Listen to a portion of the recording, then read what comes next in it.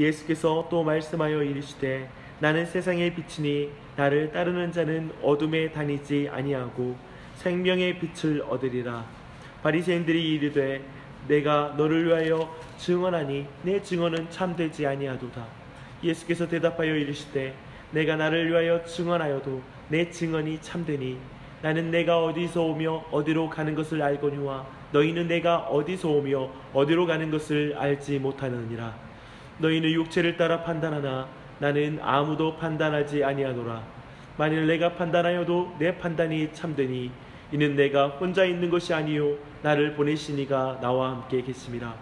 너희 율법에도 두 사람의 증언이 참되다 기록되었으니 내가 나를 위하여 증언하는 자가 되고 나를 보내신 아버지도 나를 위하여 증언하시느니라. 이에 그들이 묻되 내 아버지가 어디 있느냐? 예수께서 대답하시되 너희는 나를 알지 못하고 내 아버지도 알지 못하는도다. 나를 알았다면 내 아버지도 알았으리라. 이 말씀은 성전에서 가르치실 때에 헌금함 앞에서 하셨으나 잡는 사람이 없으니 이는 그의 때가 아직 이르지 아니하였음이로라. 아멘. 오늘 설 연휴 때문에 너무 오랜만에 말씀을 나누는 것이라서 지난 7장의 내용부터 쭉 살펴보면서 오늘 말씀의 의미를 보려고 합니다. 참 간략하게 나누는 것이지만 이 전체 말씀의 흐름을 좀 이해하며 이 말씀을 함께 봤으면 좋겠습니다. 우리는 지난 설교에서 유대인의 명절인 초막절이 가까운 때에 예수님의 동생들이 예수님께 예수님 자신을 드러내기 위해 예루살렘에 올라가야 한다라고 충고하는 장면을 보았습니다. 예수님은 동생들의 목적을 가지고 예루살렘으로 올라가는 것을 거절하시죠. 하지만 자신의 목적을 가지고 은밀하게 올라갔다라고 성경은 말하고 있습니다. 그의 초막절, 특별히 초막절의 절기에 맞춰서 올라가는 것인데요, 그의 초막절의 예루살렘은 온통 예수님에 대한 관심으로 들끓었던 것으로 보입니다. 그것이 알고 싶다. 예수는 누구인가?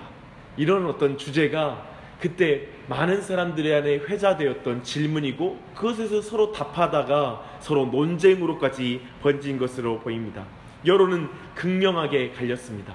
7장 12절 말씀을 보니까 어떤 사람은 좋은 사람이라 하며 어떤 사람은 아니라 무리를 미혹한다 하나 그러나 유대인들을 두려워함으로 드러나게 그에 대하여 말하는 자가 없더라고 말하고 있습니다. 여론은 갈렸습니다. 하지만 바리새인을 중심으로 하는 유대인 지도자들은 예수님을 죽이려는 살의에 가득 차 있었기 때문에 전체적인 여론을 말하자면 드러나는 여론은 예수님에 대한 반감이 그곳에 있었을 것입니다. 예수님 그런 분위기 속에서 성전에서 가르치셨다고 7장 14절 말씀 보이고요, 지금 계속해서 예루살렘 안에서 오늘 본문까지도 가르치고 계십니다. 예수님의 가르침은 너무나 탁월했습니다. 그래서 가르침을 듣는 모든 사람들의 입에서 예수는 누구에게 배웠는가?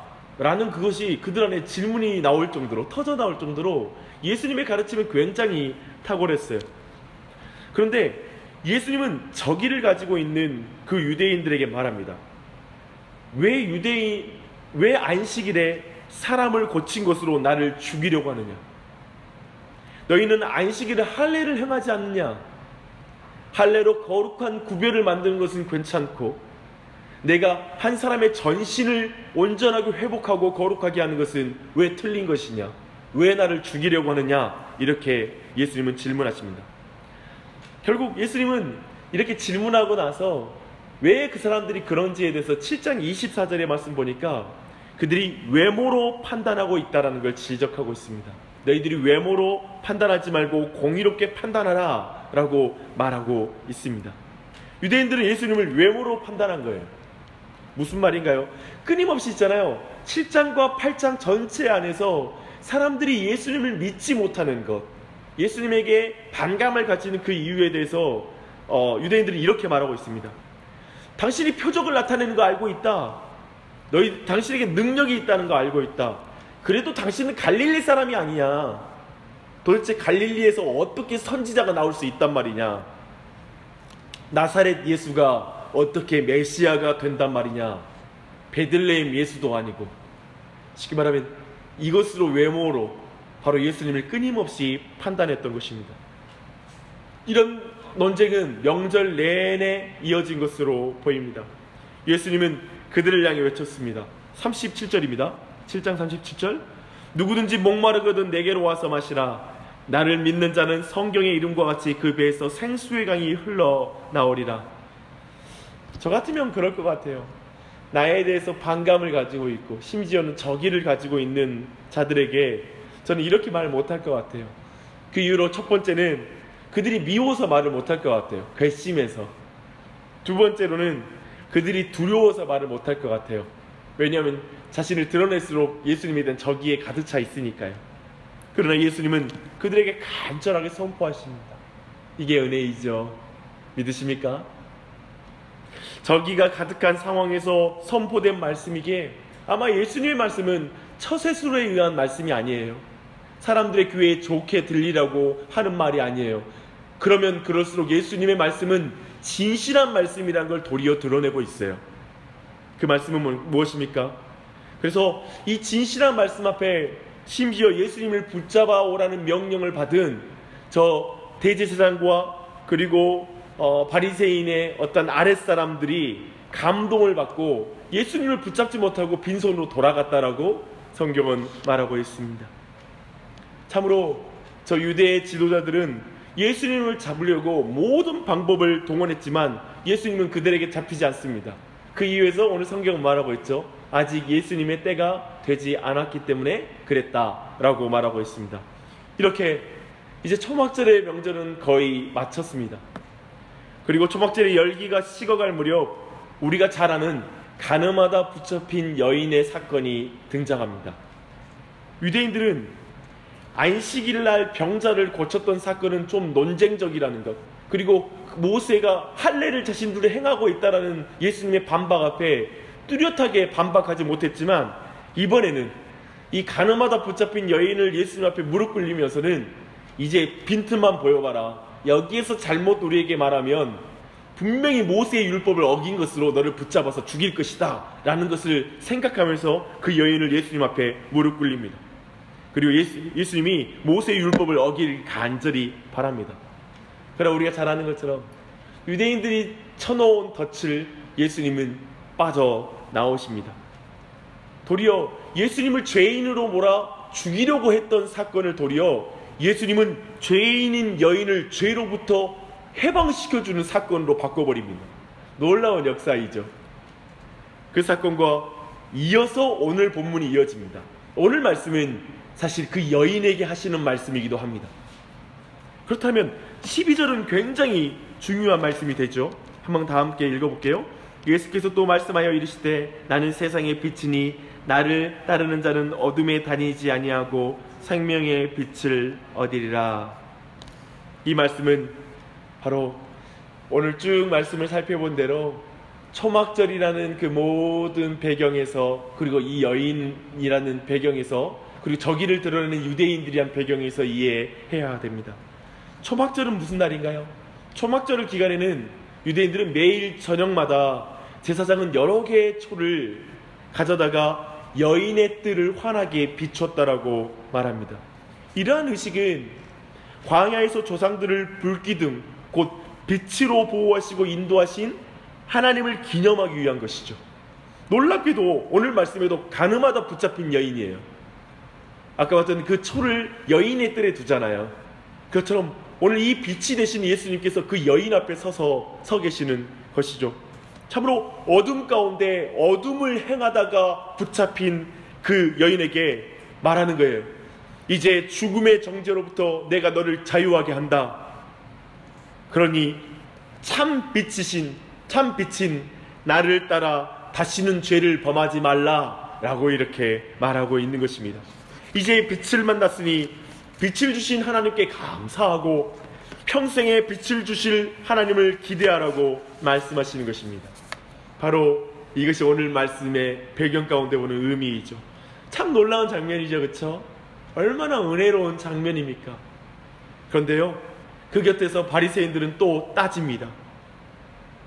이것은 안식일날 고침받은 병자를 보며 그 유대인들이 했던 태도와 똑같아요. 이렇게 말하는 거죠. 내가 너를 위하여 증언하니 내 증언이 참되지 아니하다. 이 말은 7장 18절에서 예수님이 그들에게 했던 말이었거든요. 그대로 가져오는 거예요. 네 말이 그랬잖아. 지금 너는 너 자신을 빛이라고 말하고 있는데 스스로 자신을 위해서 증언한 거 옳지 않다라고 아까 7장 18절에서 말했으면서 왜 너는 또 그 말을 또 사용하는 거야? 마치 너는 너가 가르치는 것과 다르게 행하는 사람 아니야? 라고 이렇게 고발하는 것처럼 보입니다. 그러나 이어지는 말씀에서 예수님은 분명히 말해요.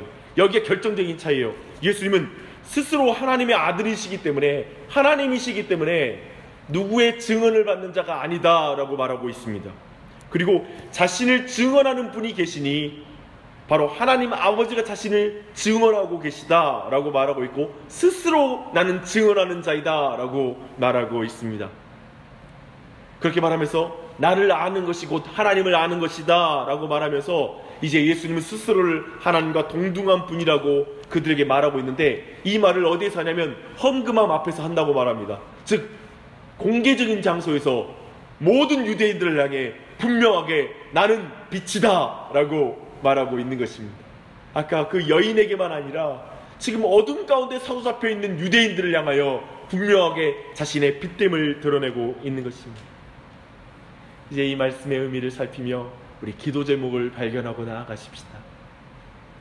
참 오늘 말씀에서 우리는 7장부터 오늘 말씀까지 유대인들의 불신을 보게 됩니다. 그 뭐죠? 끊임없이 외모로 판단하고 공의로 판단하지 않는 것입니다. 외적인 환경으로 판단하는 것이죠. 저는 이 말씀에서 잠시 우리의 삶을 돌아봅니다. 우리 또한 어떻습니까? 우리는 아마도 삶의 환경으로 예수님을 평가하는 것 같습니다. 그렇지 않나요? 내 환경이 어려우면 예수님이 미워 보이고 선하지 않은 분으로 다가오는 것이죠. 내 환경이 조금만 좋으면 또 예수님이 좋아졌다. 마치 우리 또한도 우리의 삶의 환경으로, 외적인 환경으로 예수님을 평가하는 그런 우리가 아닌가 생각됩니다. 그치요? 이 안에 또한 어떻게 살까요? 이 안에 또한 우리에게는 어려운 환경이 닥칠 수 있을 것입니다. 어두운 환경이 우리 안에 닥칠 수 있을 것입니다. 그때마다 기억하십시오. 마치 우리가 그 가늠하다 붙잡힌 여인처럼 어둠 가운데 어둠을 행하다가 주님 앞에 서는 순간도 있을 것입니다. 그러나 그 순간에 기억하십시오. 예수 그리스도는 우리의 빛이십니다. 우리 인생의 빛이십니다. 어두운 터널 가운데 만날 수 있는 빛이십니다.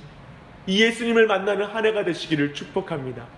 기도하실 때 이 예수님을 만나는 한 해가 될 수 있게 해달라고 간절히 기도하십시오. 어두운 환경은 바뀌지 않을 것입니다. 이 세상의 악한 것은 바뀌지 않을 것입니다. 하지만 그 안에서 예수님을 만나게 해달라고, 빛이신 예수님을 만나게 해달라고 간구하는 이 아침이 되시길 바랍니다. 그것이 복이지요. 자신의 자녀를 위해서 그리고 가족을 위해서 기도하실 때 이 놀라운 은혜, 빛이신 예수님을 만나는 그런 한 해가 되는 은혜가 있기를 바랍니다. 더하여 예수님을 더 알려달라고 기도하십시오. 예수님을 더 아는 것이 하나님을 더 아는 것입니다. 그래서 그 주님을 더 닮아가는 한 해가 되기를 또한 축복합니다. 기도하시겠습니다. 하나님 아버지, 우리 모두 예수님 없이 어둠 가운데 어둠을 행할 수밖에 없는 우리임을 고백합니다. 그래서 예수님께서 어떠한 기적을 베풀어도 우리 마음 가운데 꼬투리를 잡고 그래도 하나님은 선하지 않아요.